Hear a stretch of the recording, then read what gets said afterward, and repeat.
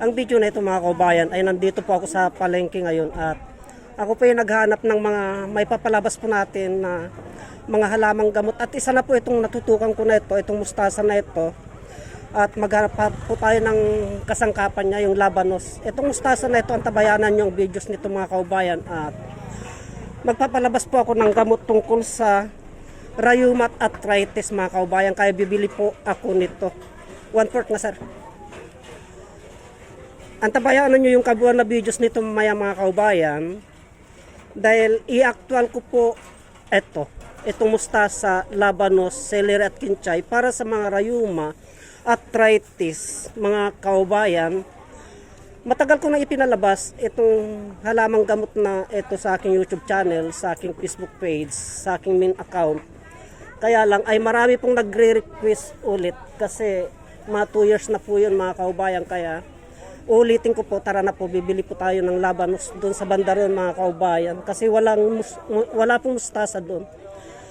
Kaya dito po tayo maghanap ng labanos mga kaubayan.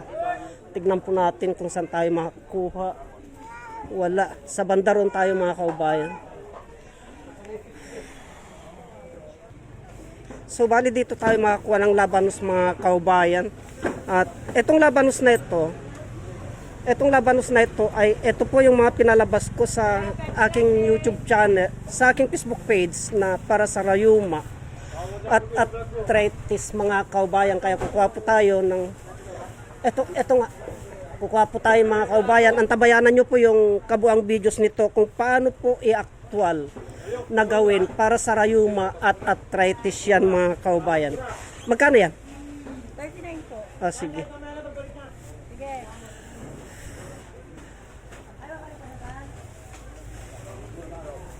Napakamura po mga kaubayan, labanos, celery, kinchay at mustasa. Napakamura po mga kaubayan.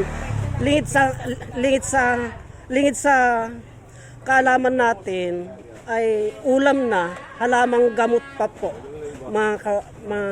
mga kaubayan. Kaya bibili naman po tayo ng celery ngayon.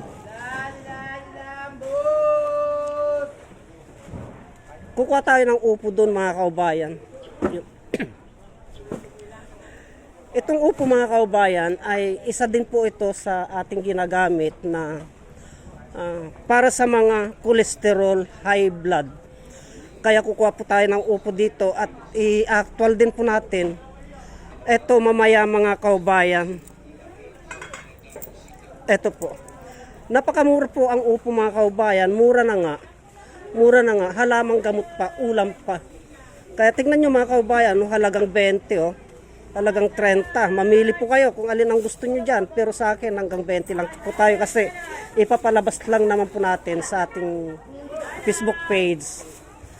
Gagawa tayo ng aktual na halamang gamot gamit ang upo mga kaubayan. Ito, labanos, mustasa para sa arthritis, rheuma at arthritis mga kaubayan. Kaya bibili siguro tayo dito, medyo maganda. Ito po. Medyo murang sibuyas ngayon mga kaubayan, kaya pansamantala natin papatayin ang ating camera na at bibili tayo. Hanggang dito na lamang. Antabayanan nyo mga kaubayan yung live nito mamayang gabi. Hanggang dito na lamang po at marami pong salamat.